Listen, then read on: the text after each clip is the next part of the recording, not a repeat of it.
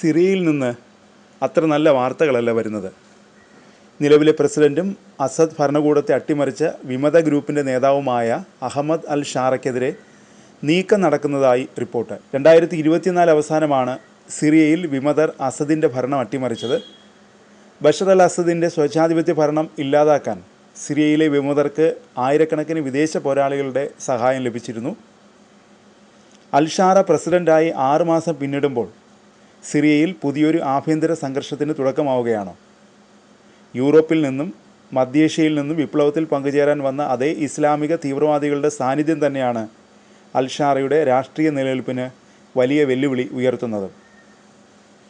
ഷാറ അവരിൽ ചിലരെ പ്രതിരോധ മന്ത്രാലയത്തിലെ ഉന്നത സ്ഥാനങ്ങളിൽ നിയമിച്ചിട്ടുണ്ട്. മാത്രമല്ല അവരിൽ പലർക്കും സിറിയൻ പൗരത്വം നൽകാനും തീരുമാനിച്ചിട്ടുണ്ട്. എന്നാൽ അൽ ഷാറ വലിയൊരു പ്രതിസന്ധി അഭിമുഖീകരിക്കുകയാണ്. സിറിയയുടെ സമ്പദ്വ്യവസ്ഥയെ തളർത്തിയ US ഉപരോധങ്ങൾ ലഘൂകരിക്കുന്നതിനുള്ള ഒരു വ്യവസ്ഥയായി ഈ വിദേശ പോരാളികളെയെല്ലാം പുറത്താക്കണമെന്ന് ട്രംപ് ഭരണകൂടം ആവശ്യപ്പെട്ടിരിക്കുന്നു. ഇതോടെ വലിയൊരു പ്രതിസന്ധിയിലാണ് അൽ ഷാറ. ഈ മാസം സൗദി അറേബ്യയിൽ ഷാറയുമായി പ്രസിഡന്റ് ഡൊണാൾഡ് ട്രംപ് കൂടിക്കാഴ്ച നടത്തിയിരുന്നു. തൊട്ടു പിന്നാലെ സിറിയയുടെ പുതിയ നേതാവിനോട് എല്ലാ വിദേശ ഭീകരരെയും രാജ്യം വിടാൻ പറയണമെന്ന് ട്രംപ് ആവശ്യപ്പെട്ടതായി white house press secretary Karoline Leavitt tweet ചെയ്തു. മാത്രമല്ല ഈ കടുത്ത സുന്നി മുസ്ലിം തീവ്രവാദികളിൽ ചിലർ ഇതിനകം തന്നെ അദ്ദേഹത്തിന് പ്രശ്നങ്ങൾ സൃഷ്ടിക്കുന്നു. 2 മാസം മുമ്പ് സിറിയയിൽ നടന്നൊരു കലാപത്തിൽ അലവൈറ്റ് മതന്യൂനപക്ഷത്തിലെ 100 കണക്കിന് അംഗങ്ങളെ കൊന്നൊടുക്കിയവരിൽ ചിലർ ഈ വിദേശ തീവ്രവാദികളായിരുന്നു. ഈ വിഭാഗീയ സംഘർഷങ്ങൾ ഷാറയുടെ ഭരണത്തിന് ഭീഷണിയാണ്. ഈ പോരാളികളിൽ ഏറ്റവും കടുത്ത നിലപാട് സ്വീകരിക്കുന്നവർ ഷാറയ്ക്കെതിരെ രോഷം പ്രകടിപ്പിച്ചു തുടങ്ങിയിരിക്കുന്നു. അൽ ഷാറ ഇതുവരെ ഇസ്ലാമിക ശരീഅത്ത് നിയമം നടപ്പാക്കിയില്ലെന്നും തീവ്രവാദ വിഭാഗങ്ങളെ ലക്ഷ്യം വയ്ക്കാൻ അമേരിക്കയുമായും തുർക്കി സേനയുമായും സഹകരിക്കുകയാണെന്നും അവർ ആരോപിക്കുന്നു.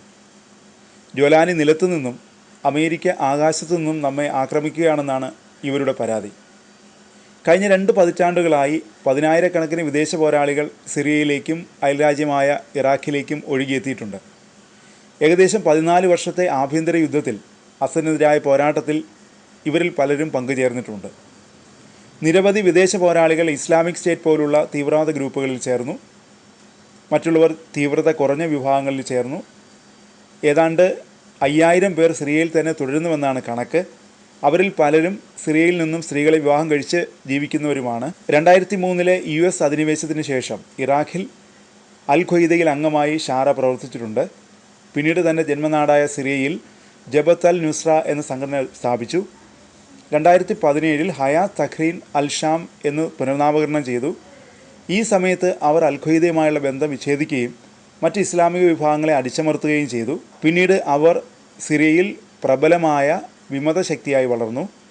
നിലവിൽ ഈ വിദേശ പോരാളികൾ ഭൂരിഭാഗവും ഇസ്ലാമിക ഗ്രൂപ്പായ HDSൽ അല്ലെങ്കിൽ തുർക്കിസ്ഥാൻ ഇസ്ലാമിക് പാർട്ടിയിലുമൊക്കെയാണ് പ്രവർത്തിക്കുന്നത്.